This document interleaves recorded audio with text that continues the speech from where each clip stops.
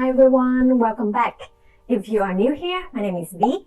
I'm an actuary, a creativepreneur, and a lifelong learner. So this is the second part of my series on one of the most popular graduate degree, the Master of Business Administration, and whether one should go for it. So join me again is my friend Ming. He's currently attending INSEAD for his MBA and also work as previously as a management consultant and education entrepreneur. So he wrote some great articles about whether one should go for an MBA and what's the value of it. In the first video, we explain about the different goals that one may have when going for an MBA, which goals definitely can benefit from an MBA, which goals may benefit from it, and which goal may not be. So I just share my reason why I decided to go for an MBA 7 years ago as a fully qualified actuary. If you did not watch it, check it out here first. Now, what next is to determine whether you should go for it, now that you understand the different type of goals. For those of you who have goals that an MBA can definitely be beneficial, unless you have a very clear reason why you don't want to, then I think you would want to get an MBA. So an MBA is a great option for those who would want to have a career switch to MBA related careers like private equity, investment banking, or consulting, or if they want to go for an off the beaten path to an international career or to explore multiple career interests. So how about for people that have goals that only might benefit with having an MBA? What should you do there? What would be the optimal choice for you? So let's hear Ming talk about it. So then the question for those people who have goals that might benefit from an MBA, and I said, is MBA the most optimal path? And the question is, what are the other paths or other potential alternative paths that might be just as good? And while there's a lot of options that we have, and it's very long list of different paths you can choose, here are some ideas that we can think about is think outside the box in terms of alternative paths. The first is, let's say if you're going to work in finance, asset management as an example. Well, a lot of people, in the case for finance on the buy side, it might make much more sense if you get a CFA instead of applying for an MBA. In some circles, CFA is possibly just as well respected. Some people who I mentioned earlier, if you want to apply for a tech company. Again, for a lot of roles in tech companies, you can just apply directly. There isn't necessarily an MBA requirement. Some of us who want to go to venture capital, well, yes, venture capital do hire MBAs. But when they hire MBAs, they also look at your previous experience a lot. Now, the question is what other experiences could be more beneficial for a career in venture capital or might get venture capital firms more interested in your resume. It could be product management. It could be volunteering in a startup community.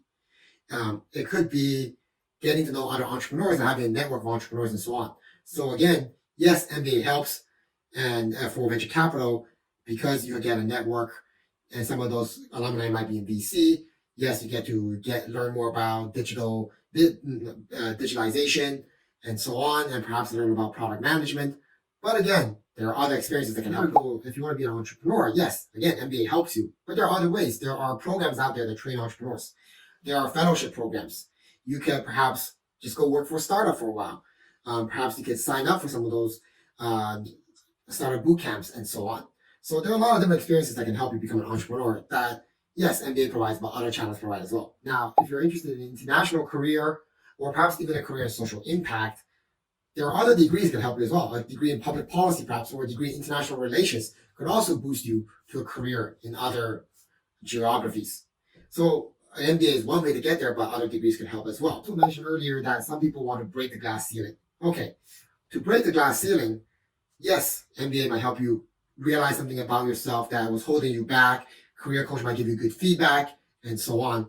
Or perhaps you could just hire a career coach directly. Maybe they'll be able to give you good enough advice that'll help you realize where you can improve, why you can get last promotion, how to get transition to the career path you want. Now, after discussing all these alternative paths, the reality is that most people aren't going for an MBA for one particular goal. Often it's, I want to learn and grow. I want to also switch to career. Maybe I want to explore different career paths, yet also take some time off at the same time, and so on. So one of those alternative career paths, or each of those alternative career paths might not be able to fulfill all your goals. So that's why I suggest, as a hypothetical exercise, what can you do in terms of DIY experience that can replicate an MBA outcome, like essentially a DIY MBA in a sense. Now, for a lot of the resources I mentioned earlier, let's say startup experiences, a network through volunteering in a startup community as an example, or taking the CFA. Well, there's a lot of different things in there that you can do at the same time, and also combine with other resources that can replicate MBA experience in a way. Go there. Let's think about what is the MBA experience. The MBA experience, in my mind, it can be understood as a pyramid, and there are several components to this pyramid. At the basic level is the academic curriculum. Yes, you take business courses. That's a fundamental part. The second is the extracurricular opportunities, whether that is leadership opportunities or whether that is becoming a part of a club, hosting a conference, and so on. The third is the classmates and alumni network. So you meet a lot of friends and you can network with a lot of alumni. At a fundamental level, these three pillars or these three building blocks leads up to two larger building blocks in the sense of expanding your horizons and personal growth. So meeting other people, students from other countries, you learn about other cultures. Working with your career coach, you might learn a bit about yourself, develop your communication skills, and so on. Now, all of these pillars together builds the MBA brand, because ultimately, as the MBA school develops better students, and for the students and when companies come to hire from an MBA school, they're able to find better candidates that over time builds up the reputation of the school, builds up the brand equity of the school over the long term. So the brand equity is the highest at the top of the entire pyramid, yet it's also the most intangible. Then we can ask ourselves, at the fundamental level, these three pieces, how can we replicate these experiences? Okay, academics. Well, there are a lot of courses you can take online. Coursera, as an example, has courses from some of the top universities, such as Duke University and University of UPenn, and even I believe the LBS MBA program has courses on there as well. So you can take a lot of courses by yourself if you really need it, if that's what you really want. The second is the extracurricular opportunities. Now, extracurricular opportunities, you can go participate. There are a lot of young professional networks you can join. There are pro bono consulting projects in some communities that you can join, especially if you come from a big city. Once again, there are a lot of these extracurricular network opportunities that you can join. And then lastly, classmates and alumni. Again, if you join these activities, you will meet a lot of people as well, not unlike an MBA.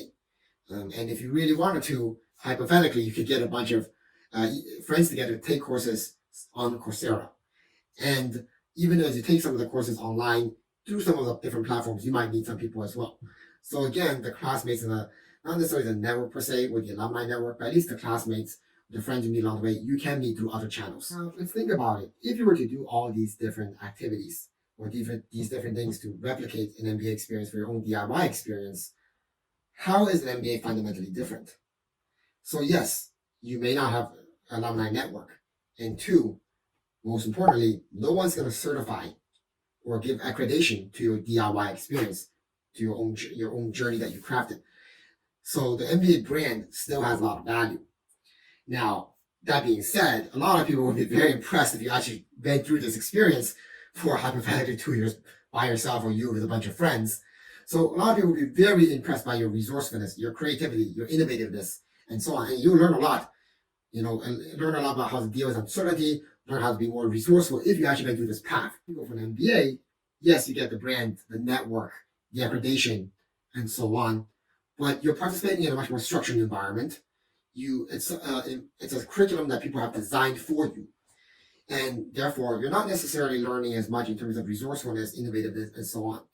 So then the question that you need to ask yourself is, which career paths value this network, this brand, this structured environment, versus what jobs do you want and which career paths you want to pursue that might benefit from the initiative, the innovativeness, the DIY experience that you craft for yourself that requires a different set of skills. This DIY suggestion that I'm giving, I understand is way too unconventional for the vast majority of people, and very few people would reasonably consider it. That being said, that doesn't mean they shouldn't consider what else can I learn on my own versus going through paying a lot for a structured curriculum. And again, part of the answer depends on what school you can reasonably get into. if you get into a top business school in the US or in Europe, realistically, you're not going to be able to replicate that experience, that brand on your own, that reputation on your own. And, their reputation, their brand is, second to none and almost irreplaceable. At the same time, if your goal is to go abroad and you're applying for a school that's only reputable in your own country, then perhaps other things you do can give you better chances of having an international career versus a regional MBA or a regionally recognized MBA school that you're applying for. So the part of the question again comes down to what are your goals and how can this particular MBA school or these set of schools that you're applying for help you in that goal. And part of it also depends on the stage of your career. Because yes, an MBA brand is valuable, but if you're already working in, let's say, McKinsey, does another brand really make a difference? If you're working in certain situations, applying for another brand might actually perhaps even be a lateral move for you, or perhaps even somewhat less prestigious than your current job. Then in that case, then perhaps the brand doesn't even make sense. You should really focus on my other goals. So at the end of the day, you may find that the DIY approach is too unconventional to follow. And if you fall in the group that an MBA might be beneficial, but you still want to weigh again other options, some of the questions that can help you to give it for the thought. So first question is, what tier of MBA can you get into? And again, there's different tiers of the schools and also the cost of the MBA as well. And then question 2, are you comfortable venturing forward without having an established brand to back you up?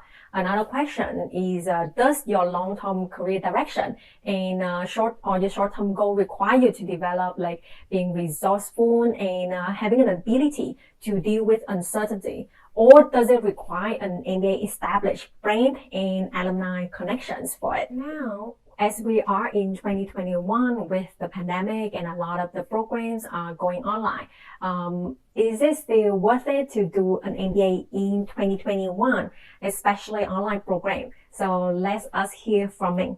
Now, obviously in 2021, the decision that a lot of people face is different. That's because of COVID. And as a result, a lot of MBA schools and schools in general are now teaching online. So now, not all schools are online, not all courses are online, but inevitably you will have less in-person options or you have more risk of not being in person. And the question is, how does this affect your decision? So what are you really losing out on in the online experience? Well, I would say it really comes down to there is less of the social life, the partying, the meeting people happens less or somewhat less depending on the specific environment. For example, I've heard right now in Wharton, there are a bunch of students that are actually taking courses while living in Mexico. So, in some ways that might actually be an interesting experience, a fun experience for you. But at the same time, you lose out on the community I feel, where you have, 200, 400, 800 students, depending on how big your school is. And it's a different environment. You're not meeting as many people. So yes, if you're going for the social life, yes, if you feel like you're going to learn and grow a lot through meeting those people, especially in person, then that will impact your experience. Yes, at the same time, a lot of people do not enjoy online courses, feel that it's not as worthwhile, it's not as engaging, you don't learn as much, you don't get to meet the professors on a personal level either. So yes, that is also impacted. But again, coming back to your goals. If your goal is to get into consulting, they are still hiring from the MBA schools. They did not change the hiring process too much. Maybe they changed a little. Depends on the country, depends on the situation, but they're still primarily hiring from those same schools. If you want to become an entrepreneur and you feel those resources in the MBA will help you, then those resources, a lot of them are still there. They are being offered virtually, unfortunately, or a lot of them are being offered virtually, unfortunately. But if you go do your own thing, a lot of things you might be doing is virtual as well, working with people. Maybe if you join, let's say, Y Combinator now, it might be more virtual experience. I'm not 100% sure about that. So again, the trade-offs, you have to really come back to what your goals are and how does COVID, less social gatherings, somewhat more online courses depending on the school, affects your goals. The reason I came back for an MBA, in fact, just to be clear, actually, I applied for MBA twice. The first time 3 years ago, I applied for MBA primarily in the US. I applied for HSW and MIT. I got into an offer at Wharton. I ultimately chose not to go. Now, the reason is why, when I started applying, I wasn't sure what I wanted to, where was the next step for my career. As I went through the process, thought about my career goals, I decided that I want to stay in China, and keep pursuing entrepreneurship. This was roughly 3 years ago when I made this decision. Now, the second time I applied I started applying about 9 months ago. At that time, I applied for INSEAD in a couple of schools that extended their deadlines because of the pandemic. So this was a once in a lifetime situation where schools extended their last deadlines. So I applied for Chicago, Booth, MIT, and Columbia and INSEAD. And I ultimately decided to come to INSEAD because, again, at this point in time, my goals have changed. In this situation, when I was applying or when I decided to come, I have 2 years experience in strategy consulting and 6 years as an entrepreneur in China in the education space. And the question, then I was wondering, okay, what do I want to do next? And I've actually decided I'd rather go back to consulting. So I decided to apply for these schools and ultimately chose INSEAD because for me, also not just consulting, I want to have a global career. So I have experience in North America, I have experience in Asia. So I thought, okay, I want to go to France to take a look there or in Europe. And now I'm deciding to apply for consulting in a separate region, probably the Middle East. So those are my goals. And again, if I want to go back to consulting, yes, I perhaps could apply directly and I could network myself. But at the end of the day, I thought that INSEAD and going to Europe for a while would help me meet new people from different countries around the world. It also helped me reintegrate into the corporate environment, whereas I've been an entrepreneur for a while, so the mentality is quite a bit different. And of course, it gets me back into the recruiting path, the standard recruiting path. And again, consulting firms hire so much from MBA and relatively few experienced hires directly from industry. So if you want to go to consulting, like in my case, almost regardless of what age, MBA is still the good path to get you into there. I totally agree with Ming. So I hope that with all of the information available and all of different questions and considerations that we have mentioned in this video and previous video, you can make a more informed decision on whether you should go for an MBA. Like for me, I went for an MBA. It's a blended program, 80-20. So 80% online and 20% offline with the IE Business School. And 7 years ago, that was very unconventional. So you can say I was one of the more like a trendsetter. But anyway, just kidding. But yeah, like for me, online program gave me a lot of flexibility for personally, as I wanted to study and work at the same time. So I will share more about my experiences with the IE business program in the next video because I have a lot to share. But overall, I am very happy with my experiences with the IE business MBA program, and also I think it meets all of my expectation and also my goals when I decided to go for an MBA. So I hope you find this video and last video helpful, and make sure to watch for the next installment on this topic. And I wish you another happy, productive week ahead, and I will see you later. Bye now.